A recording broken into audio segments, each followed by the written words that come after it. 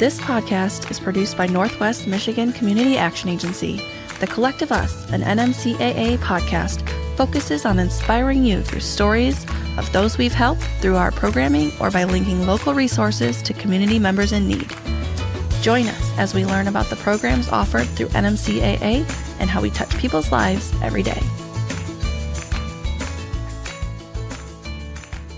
Thank you for joining us on The Collective Us. I'm Erica Austin. And I'm Ryan Buck. As always, I think, we have a great show for you today. This episode is something I am particularly excited about. I love giving. I love philanthropy. I come from the world of food and beverage, so I know the agony, the pain, the occasional joy, not knowing what the word holiday is. And we have a lot of really cool things coming up. Yes, we've been teasing out on our social media that Giving Week is coming soon. So I'm here today to tell you to mark your calendars for July 17th through the 24th. And of course, donations are always welcome online at nmcaa.net/donate. And we'll be sure to put that link in the show notes as well. Today, we get to our guests, I think, as early as we've ever gotten in the show, which is exciting because we have, if I may say, great guests. This is really exciting. We'd like to welcome Tina Schuett, owner of Rare Bird Brewpub and founder of Pour for More. Welcome. Thanks for having me. Also in studio, we have Jay Zrimick, who is a fundraising consultant for NMCAA. Welcome to the show, Jay. Thank you. Good to be here. Jay, we talked about this a little bit, and I'm not going to understate the question. I understand you have an extensive background in marketing, public relations, and fundraising. And this is real stuff because, you know, we talk about this a lot. NMCAA has knowledge of this. But I would love if you can give us, and you've said some big words already early, but like some of the highlights from your career, things that you're proud of, things that, you know, when you look back, really make you feel happy. Well, I was at Munson for 22 years and was the president of the Munson Regional Healthcare Foundation. As a matter of fact, we formed that foundation when we were bringing 6 different hospitals together. All of them had some level of philanthropy. And my work at Munson, we collectively, because it's always a team, that is raising money. But while I was there, we raised $33 million, which was a great amount of money at the time. Yeah. And I'm very proud of the foundation is running and doing a marvelous job of supporting Munson and the people in this whole region. So that's huge. Just terrific. When I was close to retirement, we did a $10 million campaign for the new emergency room at Munson, which was at the time the biggest campaign that had ever occurred in Traverse City. Wow. And we were successful at raising the $10 million. And that new emergency room with 36 rooms is now there and operating well. So that was a great deal of fun.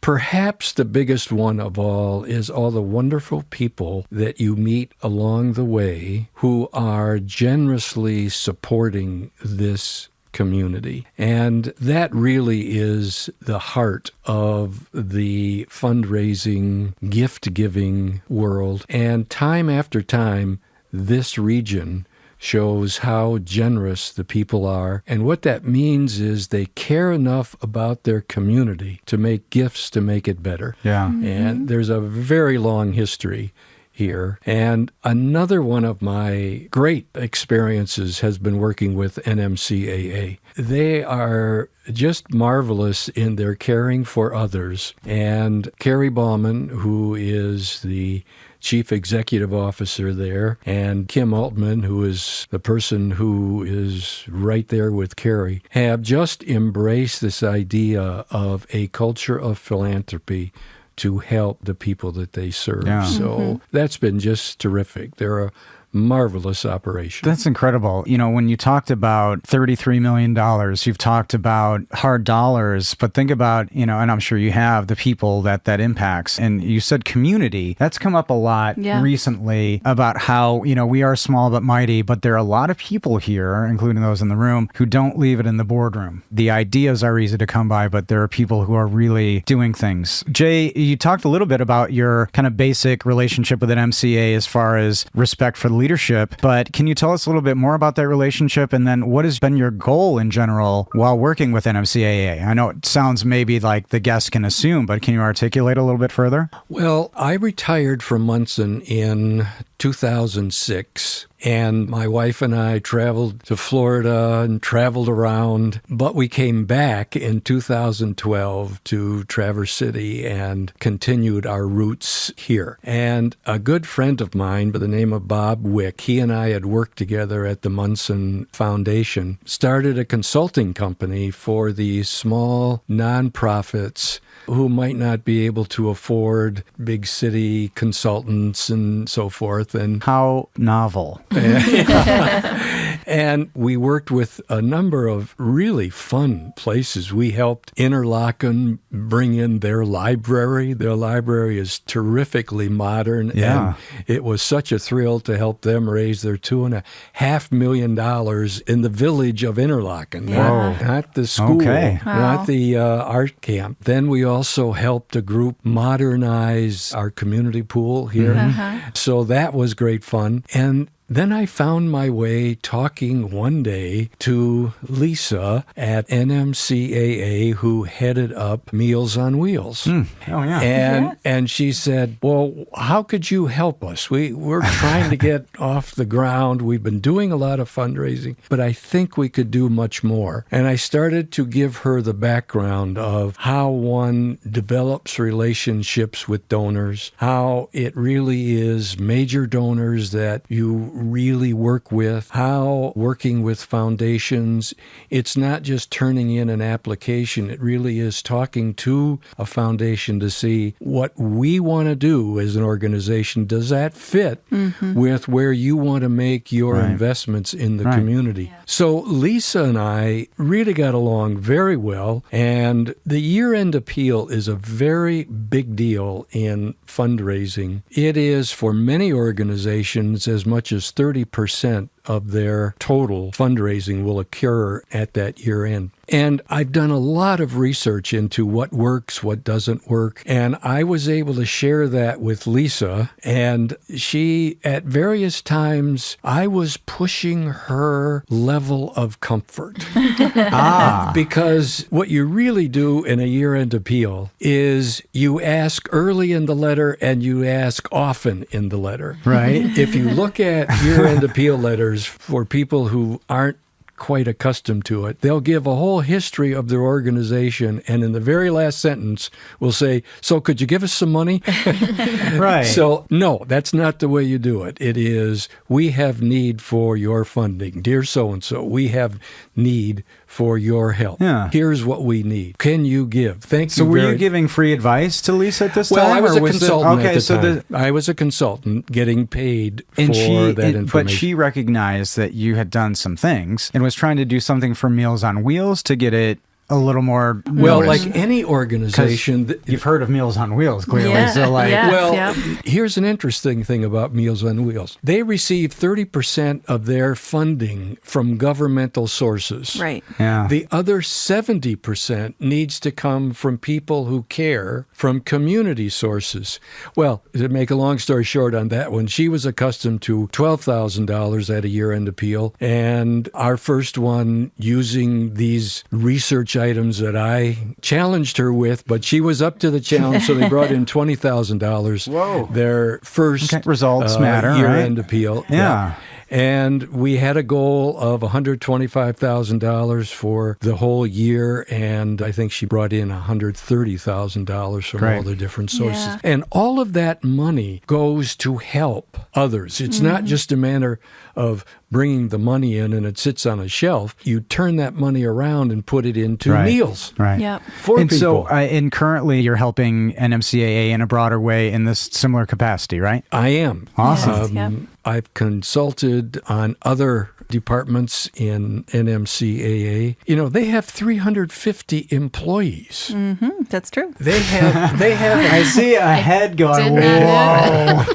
they You're have in for a imagine learning managing all lesson that. today, Tina. so they have approximately 8,000 people that they serve in a year's time. They're tremendously involved in the community. What is so great about having Erica as the manager of marketing is getting the word out and making them visible. And podcasts like these are another way to interact with that community. Yeah. That's awesome. And great partnerships. Speaking of amazing people and NMCAA doing things right. Yeah, absolutely. Tina, let's get you in on the conversation. So you're the owner of Rare Bird Brewpub. So that must be a really interesting venture. So can you tell us, what does a day in the life look like for you? Oh my goodness, it's different every day. Wear a lot of hats. Yeah. Honestly, these days I'm doing just a lot of back-end business stuff, checking emails, paying bills, making sure our numbers look good, making a trip to Costco because we're low on something, repairing some plumbing if it breaks. Really, it could be anything on a given day. I used to be brewing a lot, but I don't get to brew too much anymore. Yeah. My helper Damon does most of it these days. But yeah, it's just running a small business, so it really can be anything on a given day. Yeah. And that sounds like a similar trajectory in a successful business. There starts to be this distance from the nitty gritty and more of the businessy stuff. So are you liking this balance right now, or are you wanting to kind of back to roots already? It's mixed feelings. It's amazing. I get to have a life. I have an amazing GM and helper Damon that brews. So I'm not there at nights. I'm not there weekends. They're great. I can trust them to take care of stuff. And anybody who knows anything knows that that's remarkable. Yeah, absolutely. Yeah, cheers in our to the industry, staff it's at Rare very Bird. rare. Yeah. So yeah, we have amazing staff. But yeah, I miss the fun, creative side of brewing. I still make the recipes and manage the brewing, but it's not the same as being in there actually playing with the malt Getting and your everything. getting your hands dirty. You can if you want to, right? Yeah, I still hop like in nobody's random going to days. kick you out. Yeah. Would No. anybody be like, okay, that's good. Still a small town. Move along. So you're also the founder of Pour for More. So we lovingly on our show call our listeners the Collective. So can you tell the Collective, what is Pour for More? What's it all about? How did you come up with it? Yeah, so in general, it's a very simple idea. We get area, mainly restaurants and bars, to select one drink off their menu, and we have them increase the price by $1. So they're not losing anything. It's the consumers doing the giving. And every time somebody purchases that drink, $1 gets donated to this group of charities, which we select every year. It used to be 12. Now it's down to 6 after COVID because we had some fallout with other businesses. But yeah, it's simple. So we call it micro scale donations. People are doing it a lot of times without even knowing. And it just pools up throughout the year, and then we distribute it to those area nonprofits. Simple. It's such an amazing concept. It is. Was simplicity kind of what you were wanting to start with? Because it is an inspired idea. I think a lot of them are simple. And Jay is nodding, so was it, we need to do something cool, but let's start with making it easy? Yeah, I mean, in our industry, we're approached. I probably get at least one email a day. I was going to ask about that part. Yeah, people asking for donations for different causes, which we always do. Anytime anybody contacts us, we will give you a gift card. But sometimes it's bigger events that people are looking for. And I have so many different hats that I don't have the time and ability to have all these different events. So when I was approached back in, I think, 2015, 2016 by a group called Feel Good Tap down out of Detroit, I believe. I think it was Batch Brewing, Steven that started it. They asked if I wanted to partake, and I thought, that's an amazing idea. I love it. But their charities were either big national ones or kind of statewide and regional. And I asked, well, I love this idea, but can I have some here locally? Can I choose any? And the answer was no. So then that got my wheels turning and said, all right, why can't I do this? And we have it here in Traverse City. So little resistance motivated you. Yep, it was. Yep. I mean, I think that was a great organization, but I want to see our dollars have an impact here. Can I ask you, why did you take the step to keep going? A lot of people may, given your schedule, okay, it's easy to just set that down.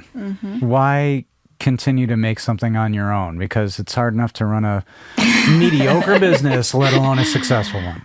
I'm a sucker for punishment. No. And that could be. I mean, an analyst might be able to verify that. I just think it's so important to give back to the community. We have everybody coming in every day supporting us, giving us their money.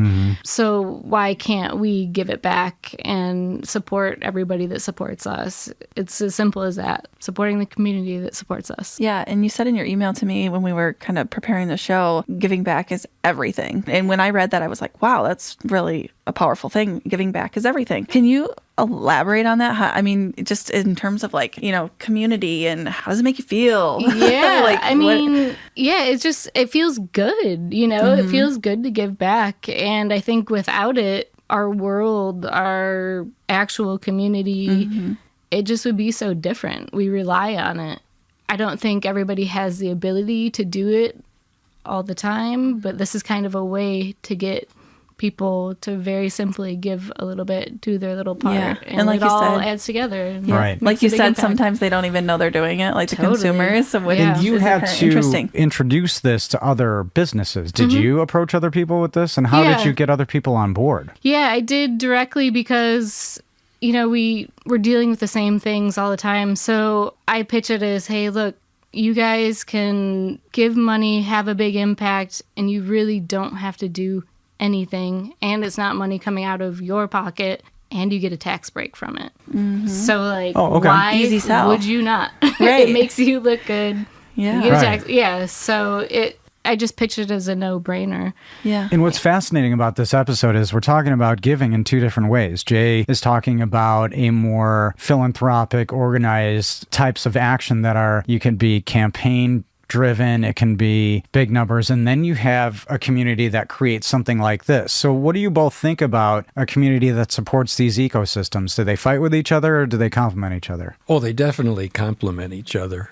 As we're talking here, I'm just thinking how this articulates how this community operates. It is so across the board that people are willing to help and be involved. So being able to start something like Pour for More. Actually, I was working with the Cherry Humane Society when this first came in, and everybody was talking about it. And it was a big deal from the standpoint of there's a partnership out there, and people care about what we're doing. So that was really terrific. But that same sort of giving also happens at the high end. There are plenty of businesses that recognize giving back to the community is important. And it's not just altruism. Businesses know if this community thrives, my business thrives. So it works all the way around. Right. And the other thing that happens here is if you're an organization or you're a business that is supporting the community, the good news is it gets out in the community and people choose to go there because you're a good place. I was just going to ask you about that. Do you see benefit in, I don't know if there's even an app out there, there may be, that shows how philanthropic or charitable organizations tend to be, but it does feel like more and more people are driving their buying decisions or their loyalty decisions based on how much giving. Have you heard anybody come in to and say like, or how many people know it's you? Yeah. The founder of this thing. I don't know. I think people know in general that Rare Bird, is a community space, and we like supporting the community and try and be good people and do good things. I've never heard anything quantified or direct like that, but I do hear general comments of, I love what you guys do for the community. And, And like Jay said, that can't be a bad thing when that positivity moves forward, and you never know who hears it, who's visiting in town, right? Yeah. Those things matter. In the world of fundraising, the word did spread that it was Rare Bird who got this started. Well, that's cool. So you never know. Again, it's not something and to some it matters. You can quantify. Yeah. But that was the word. Yeah. And, other people are, game recognizing game, right? That kind of positive competition really kind of helps everybody and rise. I kind of tested it at Rare Bird the first year. We just did it. And, I went, okay, this works. It's really easy. And so that's when I formed a board, got the official nonprofit designation, and went ahead and approached everybody. Yeah. That's super cool. It's the real deal. And you know, this kind of thing, that's what hip organizations do. They're involved in the community. Yeah. They're broad thinkers. Yeah. Absolutely. So it's really cool. But back to your question, I mean, I think it's the two opposite ends of the spectrum, and we need both, right? Yeah, it's so neat. Yeah. And people who maybe have been marginalized in the giving sphere or who didn't feel like they had a place to give, there probably is a place for you. You just have to look. Totally. And even if you didn't have examples of giving in your own life, I find a lot of younger entrepreneurials or younger philanthropists even are the first in their family, and it's important to them to show their kids that giving back is important. And a small community helps you do that. It could be something as simple as going, oh, that's your pour for more drink? Okay, I'll have that. And I do have people say that. Like, oh, I always get the blood orange because it's a pour for more drink. So, That's awesome. you know, it can be something as little as that can make a big impact. Well, it is a great name, too. I just have to tell you. Yeah, it is a great It name. helps that it's a snappy name. Yeah, certainly.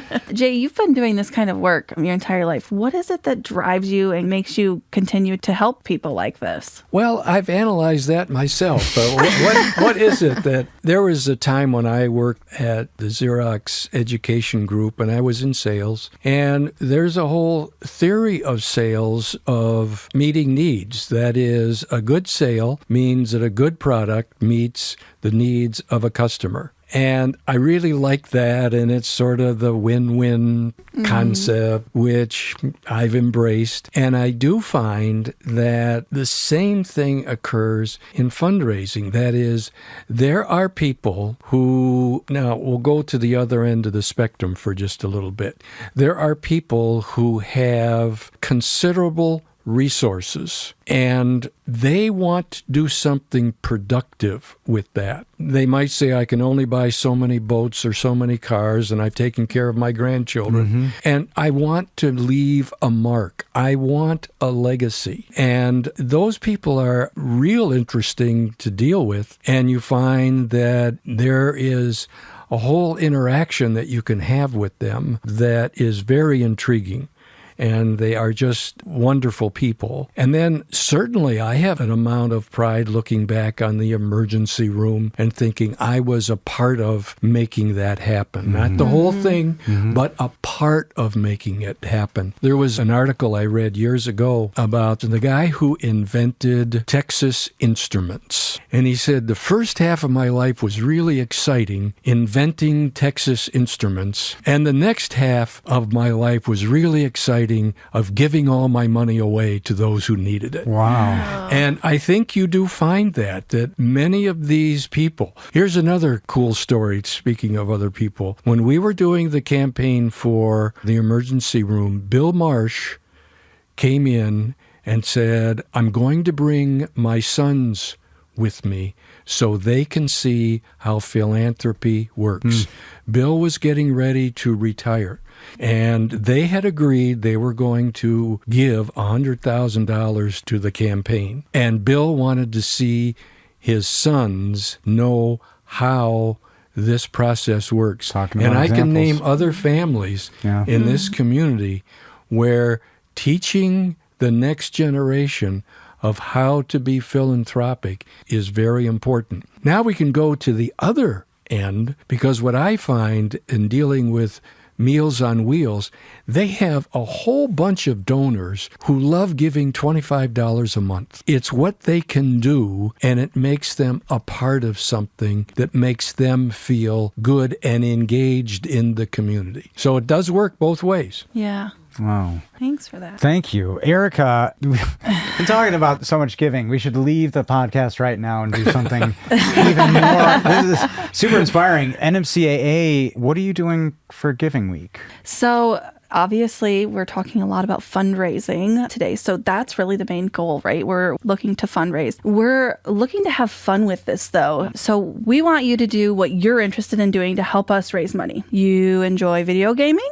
Get your people, whoever your people are, to pledge you X number of dollars per hours you play or per match you win. My son would fund you for the next 10 years. Fantastic.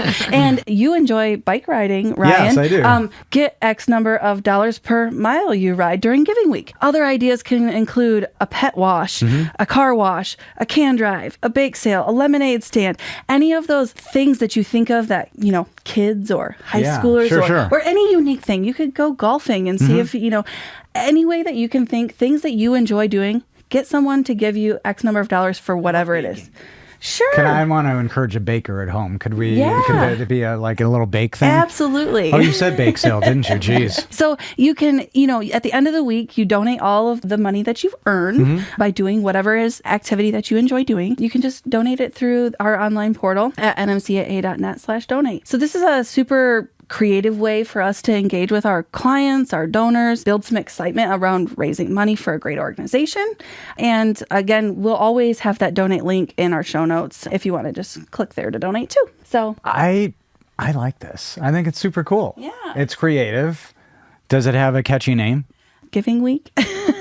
We don't have a great name for it. Right in front of Pour for More. I think maybe we'll have to do better. We could get some guest we need to work on that one. All right, cool. Start brainstorming. Yeah. There is more. So we're gathering some items for those who participate. At this point, as we record this podcast, we're a few weeks out. So we're still working on some of the details and finalizing those. But we're hoping to have some incentives, if you will. And we're not sure how this is going to look exactly, whether it's a raffle or whoever earns the most. But we're hoping to give back to some of those people who give us some donations. So maybe gift cards to local restaurants, merch with our new branding that's going to be rolling out. Yep. And then maybe we're working on maybe some pit spitter tickets and things like that. So keep an eye out for all those Super details cool. coming soon. It's a great idea. So Ryan, are you in? Yeah. I am. Fantastic. I'll write a song for you. How about that? Oh, Yeah. All right. Yeah. Let's do it. A lot rhymes with NMCAA. So if you're also a business or organization who's looking to partner with NMCAA, you can feel free to reach out to our strategic development team at strategicdevelopment@nmcaa.net if you're interested in donating. Cool. Okay, so across the table, sure what do you think? There will be a Rare Bird gift card. What do you? Oh, wow. Woo, That's thank you. awesome. See, there's a lead gift right there. Lead What do you both think of the idea? Because we've been talking about a lot of different ideas for fundraising at different levels, but you're consulting. I think it's terrific. I like the creativity. It's what they're doing at NMCAA. They're really looking at ways to make fundraising fun and effective. So I'll definitely be in when Awesome.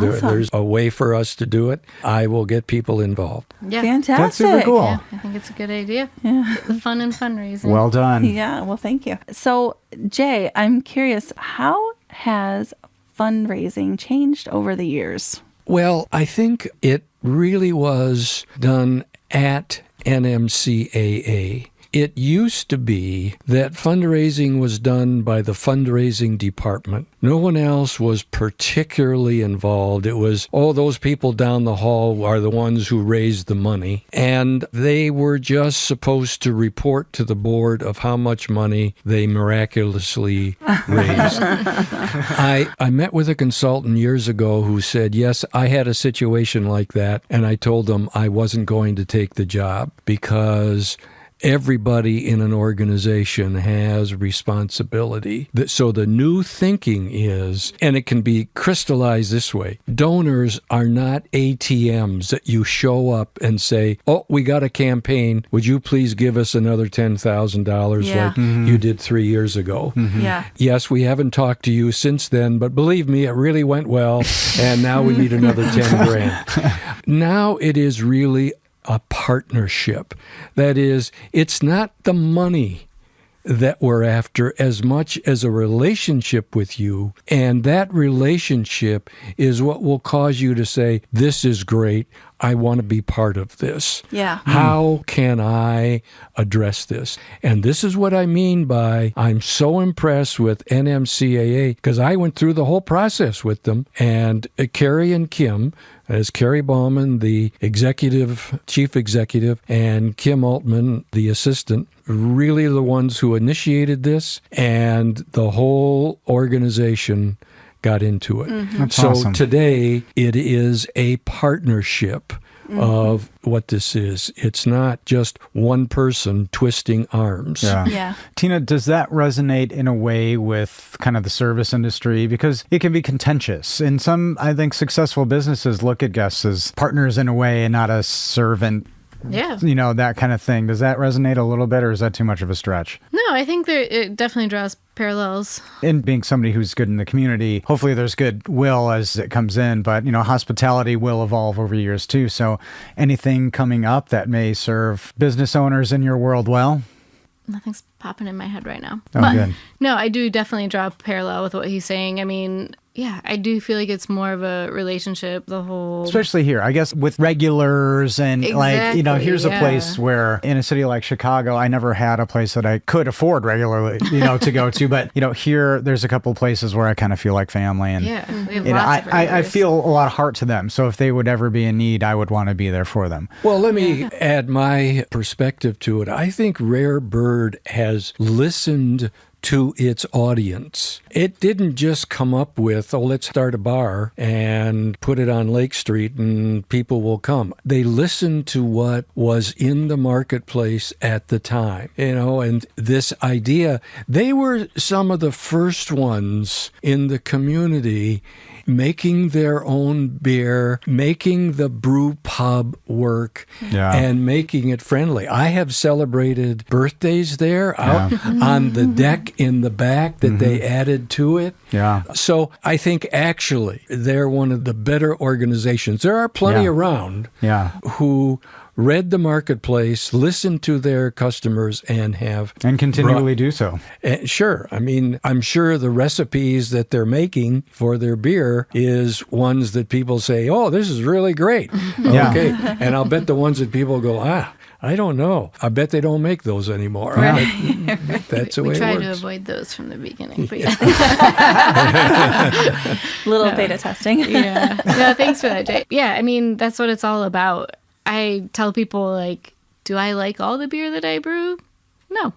But it's not about what I like. It's about what everybody wants. And just with, like you said, paying attention to what people wanted, we wanted to create a space that had something for everyone. That's why we make our own beer. We have a full liquor license so you can get wine, cider, cocktails. We have a large selection of NAs now, which has been really cool. We have food, we have indoor, we have outdoor, we have bar space, we have restaurant space. We really try and give people everything. And it's fun to travel around and see other places because then we get inspiration and see, oh, that's really cool. People seem to really like that. Can we bring that in? Can we do that? So it's just constant evolution. That's awesome. And seeing what people like. Same thing. At the base is a partnership. Yeah. In the partnership, you make work. Yeah. Well, I'd like to switch gears for just a moment. It's time to call out those career milestone achievements. In July, we have 2 employees who are celebrating 5 years with NMCAA, Amy Pitts and Jillian Gines. Hope I pronounced your name correctly. Looks good. Thank you both for all your hard work and everything you do to support your community and your neighbors. That's awesome. 5 years. Congrats. Yeah. As a last minute reminder, we do still have the text preparation going on now, and it's free. Contact one of our 3 main office locations to find out more at 231-947-3780, or you can upload all your tax documents to getyourrefund.org/NMCAA to get started today. NMCAA is also still taking interest forms for preschool now. If you have a 3 or 4-year-old and are interested in Head Start or GSRP, go to nmcaa.net to fill out an interest form today. So as we approach the end of the show, we come to the area where we get some really challenging questions. So Jay, if there is a current celebrity living today that would be the best fundraiser in Traverse City, who would it be and why? Elvis Presley. Elvis Presley would be a great fundraiser? Yes. Would he? Yes.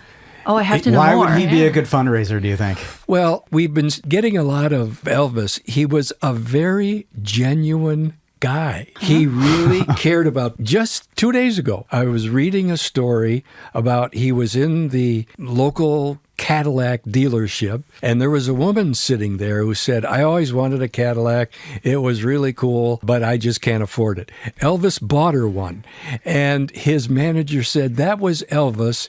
He cared about people. So it jumps into my head. But clearly bad with money. So like he'd be good at raising it, but you shouldn't let him keep it once he has it. I think he was very generous. Yeah, you know what? That is a heck of an answer. That really, that's quick. Tremendous. Yeah. Elvis would be a great fundraiser. Thank you for that. Yeah. Do you want to take a stab at that question? Yeah. Now, who do you think would be a great fundraiser? We have a different question for you, but if you'd like to take a stab. I don't know. You knew that one. Okay, well, we'll move on. Yeah. If there was one thing you'd like our listeners to know about giving back to the community, what would it be and why? One, I don't think you need to be rich or, a philanthropist. I think you can do little bits, and little bits count. If you did $1 a month, not even a coffee. Yeah. If you just saved up a little, that can make a huge impact. Skip your one coffee. Skip one coffee once a month. Yeah. So I think that everybody can do it. Not necessarily everybody, but a lot of people can do it. Yeah. And I do think that, Pour for More is proof that little bits do add up. Yeah. So, well, thanks for that. Yeah. So it's time for, drum roll, please, Ryan's take. Go All ahead, right. Ryan. This is a very interesting one for me because it's similar to doers. I'm very inspired by people who do on both ends of the spectrum in relationships in our small community matters. That's a huge takeaway. You have Jay, who's done, these huge things and that reached so many people. And then you have on the other end of the spectrum, Tina, who is a doer, I think, with the same impact. It doesn't matter the size and the numbers, but these are people who are doing things. They're using their skills to do them, and our small community is a great place to make this stuff thrive. I think other people would love to be able to carbon copy Tina and Jay and have them in their communities. So again, my last take is huge appreciation that you're here, that you're both here in our community and not somewhere else, because you could be anywhere. Thank you. That's awesome. For sure. Yep. Tina and Jay, thank you so much for being our guests on today's episode. Hopefully this was fun, and we can't thank you enough for all of your positive energy and what you do here in the community. Thank you. Thanks for having us. Yeah, super Great cool. fun. Our pleasure. Thank you both for being here so much. To the collective, Kathy Calvin, former CEO and president of the United Nations Foundation, once said, "Giving is not just about making a donation, it's about making a difference." So if you enjoy listening to this podcast and would like to become a sustaining donor with a recurring gift or contribute a one-time donation, please check out nmcaa.net/donate and type Collective Us Podcast in the special instructions. If you're a business and would like to sponsor the Collective Us, please send us an email at collectiveus@nmcaa.net and put sponsor in the subject line. As always, don't forget, we'd like to share your community stories. So if you have a story to share, please send us an email at collectiveuspodcast@nmcaa.net. And if you enjoyed today's podcast, please share this episode or the show link on social media, follow the podcast to know when a new episode drops, and rate the show highly. It truly helps us continue to get the word out on all the good NMCAA does in the community. And if you'd like to learn more about Northwest Michigan Community Action Agency or the programs we offer, or would like to make a donation, we encourage you to reach out at 231-947-3780 or visit our website, nmcaa.net. And to the collective today, we encourage you to continue to strive each day to do something to help yourself or your neighbors.